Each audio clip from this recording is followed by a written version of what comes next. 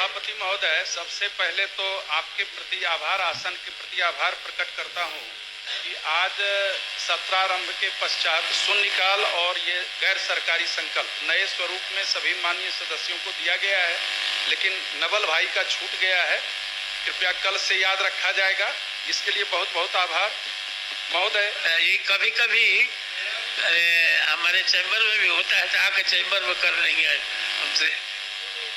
सभापति महोदय, तो मिला ही है। यह बिहार विधान परिषद राज्य सरकार से अभिस्ताव करती है कि वह राज्य के सरकारी तथा मान्यता प्राप्त माध्यमिक उच्च माध्यमिक विद्यालयों में विभागीय अधिसूचना के तहत निर्धारित अवकाश तालिका के अनुरूप ही नामांकन, पंजीयन, परीक्षा आदि कार्यों के साथ साथ प्रशिक्षण कार्यक्रमों को भी आयोजित कराना सुनिश्चित करावे।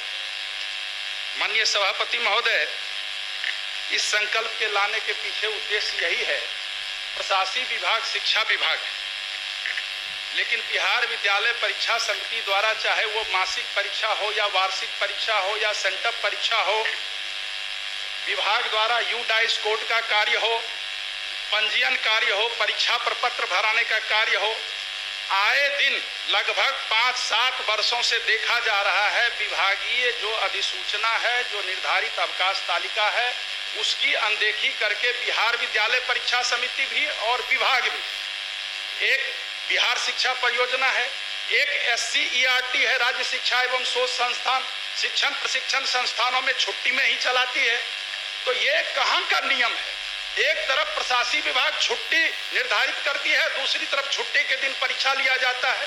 सामान्य प्रशासन का सभापति महोदय पत्र है बिहार सरकार का, मंत्री महोदय, जो कि अगर छुट्टी के दिन कोई भी कार्य किन्हीं से लिया जाएगा तो 1 दिन के बराबर वेतन दिया जाएगा। काहे नहीं क्षतिपूर्ति दिया जाता है? उसके बदले एक और विकल्प है, अगर छुट्टी के दिन कोई भी कार्य होगा तो उसके लिए अतिरिक्त अवकाश देय होगा, लेकिन कहीं कुछ देय नहीं होता है। पिछले साल ग्रीष्मावकाश की चोरी कर ली गई। मतलब हम इस शब्द को इसलिए कह रहे हैं, सभी सदन जान रहे हैं, सदन में भी ये बात उठी थी, ग्रीष्मावकाश में छात्र छात्राओं के लिए अवकाश निर्धारित था और शिक्षकों को ग्रीष्मावकाश में सिर्फ स्कूल में बैठने के लिए कहा गया। तो ये क्या क्या विभाग में हो रहा है? अभी भी मंत्री महोदय को हम धन्यवाद देते हैं, मुख्यमंत्री महोदय को भी धन्यवाद देते हैं, जो कि 10 से 4 बजे का जो समय था, जो दैनिक अवकाश था, जो विद्यालय संचालन का था, उसमें शनिवार को मंत्री महोदय छोड़ दिया गया है।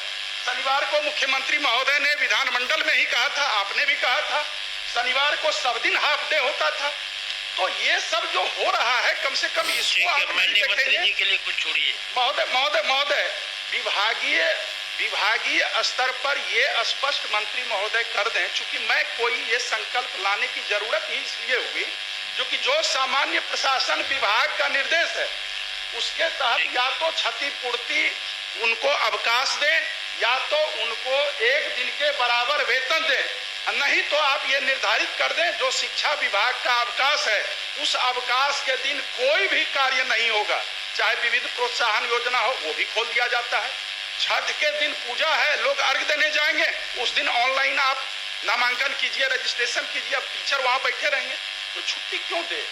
तो मंत्री महोदय इसको संजीदगी से सहानुभूति, ठीक है, शनिवार को हाफ डे को देखा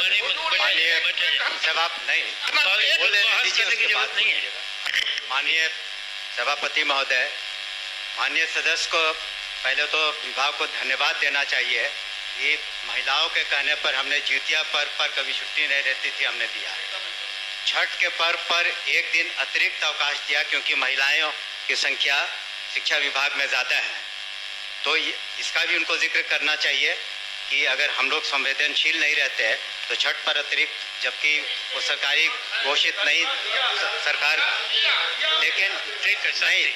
और दूसरी बात है कि हाँ, लेकिन जहाँ तक प्रश्न है कि हम लोग जो सरकारी अवकाश घोषित है, हम लोग कोशिश कर रहे हैं, कभी कभी उसमें विसंगति हो सकती है, बट सामान्यतः हमने निर्देश दिया है कि जो भी सरकारी अवकाश है वो आप उस पर छुट्टी और काम न लें।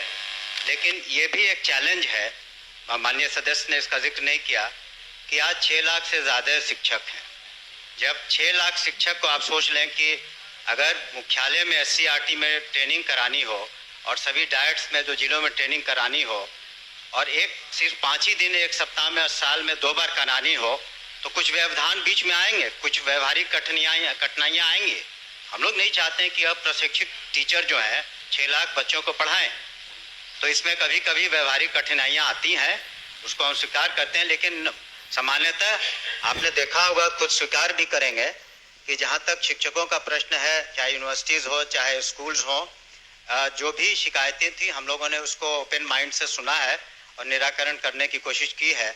और जो गतिरोध था तरह तरह के, उसमें तो निश्चित रूप से कमी आई है। और हम लोग संवेदनशील हैं कि जो भी माननीय सदस्य लगातार हमसे मिलते रहे हैं, सभी माननीय सदस्य, और उनकी बातों पर हमने अमल भी किया है। लेकिन कुछ व्यवहारिक कठिनाइयाँ आती हैं प्रशासन में, और इतने बड़े महकमे को 75,000 स्कूल हैं, 6 लाख से ज़्यादा शिक्षक हैं, और यूनिवर्सिटीज़ के अलग अपने इश्यूज़ हैं, तो उसमें कुछ एग्ज़ाम कराने में या ट्रेनिंग कराने में कुछ व्यवहारिक कठिनाइयाँ आती हैं। लेकिन जानबूझ करके इस ख्याल से कि किसी शिक्षक को असुविधा हो या कर्मचारी को असुविधा हो, ऐसी बात नहीं है।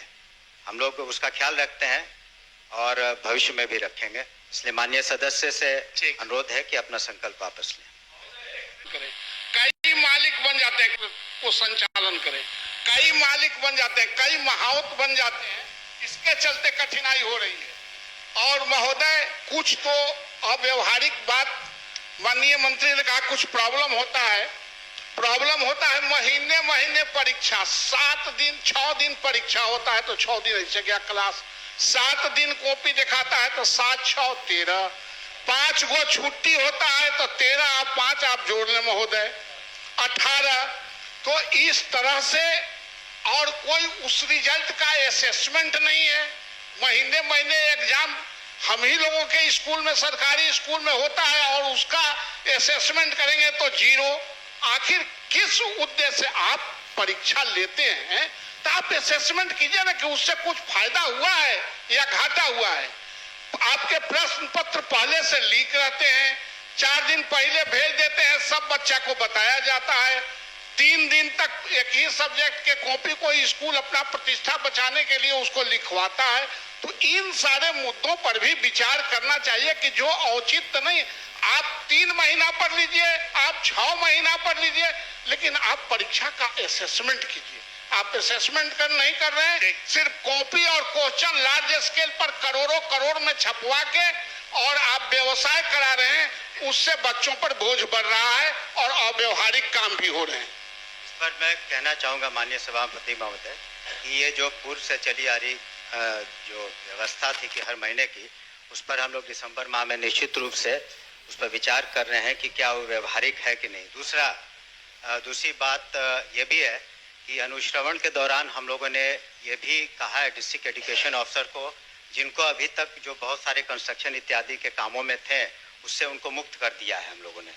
तो अब स्कूल्स की ग्रेडिंग भी हम लोग करना इसी वजह से चाहते हैं, इस ख्याल से नहीं कि कोई स्कूल अगर ग्रेडिंग में नीचे हो तो वहाँ पर किसी शिक्षक को हम लोग गलत व्यवहार करेंगे या उन पर कार्रवाई करेंगे। इसलिए हम लोग ग्रेडिंग करना चाहते हैं कि वैसे स्कूल जो अपने परफॉर्मेंस में थोड़े नीचे हैं, उनको ऊपर कैसे लाया जाए। तो ये जो बात आपने परीक्षा की कही, उसको व्यवहारिकता के दृष्टिकोण से हम लोगों ने देखा और दिसंबर में उस पर निश्चित रूप से एक निर्णय लेंगे।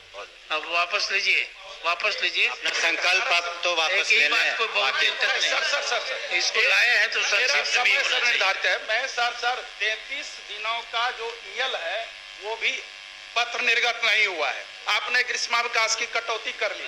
दूसरी बात महोदय, बस सब बात आ गई, कंक्लूड सर, वो नहीं आई थी, बस कंक्लूड कर रहा हूँ। दूसरी बात, आप अतिरिक्त वेतन दें, अतिरिक्त अवकाश दें, ये आप सुनिश्चित करें। बस मेरा तो यही सवाल है, और तो कोई सवाल नहीं है। ना पूर्ण वेतन दिसंबर में सब कर रहे हैं, राज्य कर्मी का वेतन मांग, ना पूर्ण वेतन मांग। माननीय मंत्री ने आपसे आग्रह किया है आपके इस वचन से, जो कि मैं इसको दिसंबर तक में देखूंगा, परीक्षा के मामले में भी और अवकाश के मामले में भी प्रशासनिक विभाग ही कार्य कराएगा।